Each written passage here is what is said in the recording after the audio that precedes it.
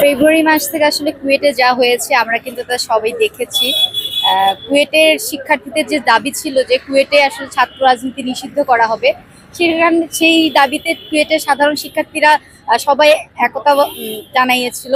কিন্তু আমরা দেখেছি যে ছাত্রদল সেই ঘটনাকে কেন্দ্র করে যুবদল এবং স্বেচ্ছাসেবক দলের সন্ত্রাসীদের দ্বারা ক্যাম্পাসে হামলা চালাইছে। এবং কুয়েটের যে ভিসি, যার কথা ছিল সে তার শিক্ষার্থীদের নিরাপত্তা দিবে, সে কিন্তু শিক্ষার্থীদের নিরাপত্তা দেয় না, নিরাপত্তা দেওয়ার চেষ্টাও করে নাই।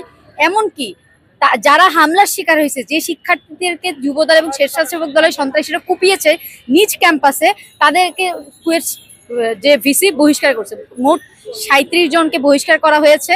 তার মানে এই যে কি দাঁড়ালো, আমরা জুলাই পরবর্তী যে নতুন বাংলাদেশের কথা বলতেছি, সেখানে আমরা বলছিলাম যে কি ক্যাম্পাসগুলোতে কিন্তু কোনো রাজনৈতিক দল তাদের সন্ত্রাসবাদ কায়েম করতে পারবে না। ক্যাম্পাসগুলোতে শিক্ষার্থীরা তাদের দাবি এবং তাদের যথাযথ সম্মান নিয়ে তারা থাকতে পারবে। কিন্তু এই জুলাইয়ের পর এখন আমাদের ইন্টারিয়াম গভর্নমেন্ট চলে, কোনো রাজনৈতিক সরকারও কিন্তু আমাদের না। এই জায়গাটাতে যদি যুবদল এবং স্বেচ্ছাসেবক দলের সন্ত্রাসীরা কুয়েটে প্রকাশ্য রামদা এবং কাটারি স্টাইলের যে ভয়ঙ্কর যন্ত্রগুলো নিয়ে যে শিক্ষার্থীদের কুপাতে পারে, তাহলে রাজনৈতিক সরকার আসলে আসলে কি হবে আমাদের শিক্ষাঙ্গনগুলো? তো ওই কনসার্ন থেকে মূলত হচ্ছে যে আমাদের কুয়েটের যে ভিসি তার পদত্যাগ দাবি করা।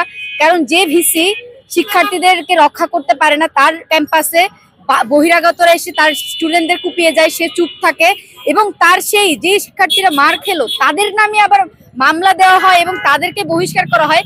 এরকম প্রহসন আসলে বাংলাদেশে যে হতে পারে, এটা আসলে কুয়েটে যদি না ঘটতো আসলে জানার কোনো অবকাশই ছিল না। তো ওই জায়গাটা থেকে যে কুয়েট শিক্ষার্থী যে এক দফা দাবি যে ভিসি মাসুদের পদত্যাগ করতে হবে, আমরা সেটার প্রতি একাত্মতা জানাই। এবং আমরাও চাই যে এই রকম দলকানা দলান্ধ ভিসি, ক্ষমতালোভী ভিসি যেন কোনো ক্যাম্পাসে বেড়ে ওঠার মতন সাহস না পায়।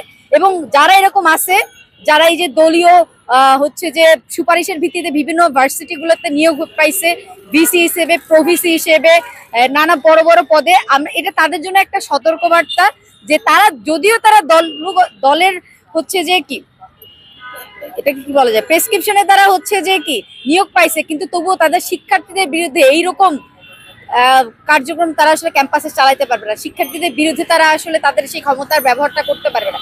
একজন শিক্ষক, তাকে অবশ্যই তার শিক্ষার্থীদেরকে সেফটি দিতে হবে। সে যদি অন্য দলের হচ্ছে যে কি সুপারিশে নিয়োগপ্রাপ্ত কোনো ভিসিও হয়, তো এটা হচ্ছে আমাদের জন্য, বাংলাদেশের শিক্ষার্থীদের জন্য একটা লিটমাস টেস্ট, যে এটার মাধ্যমে আসলে প্রুভ হবে যে আগের সেই স্বৈরাচারী কাঠামো ক্যাম্পাসগুলোতে থাকবে নাকি থাকবে না, স্টুডেন্টরা তাদের ন্যায্য দাবিগুলো জানাতে পারবে নাকি পারবে না। তো আমরা হচ্ছে যে যতক্ষণ পর্যন্ত না ভিসি মাসুদ পদত্যাগ না করে আমরা আমাদের অনশন চালিয়ে যাব এবং আমাদের এই সংগ্রাম আসলে চলবে। কারণ জুলাই আমাদেরকে আসলে আন্দোলন করতে শিখিয়ে গেছে, জীবন দিতে শিখিয়ে গেছে।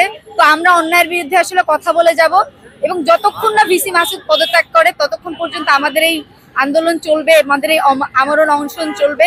এবং এখানে আসলে কোনো সমঝোতার বা জায়গা নেই। যে আজকে ভীষণ রোদ, আপনি দেখতে পাচ্ছেন যে ভিসিতে প্রচন্ড রোদ পড়তেছে এবং আমাদের একজন ভাই ইতিমধ্যে ডিএমসিতে ভর্তি হয়েছে অসুস্থ হয়ে। এখানে যারা আছে তাদের অনেকের অবস্থা অনেক খারাপ।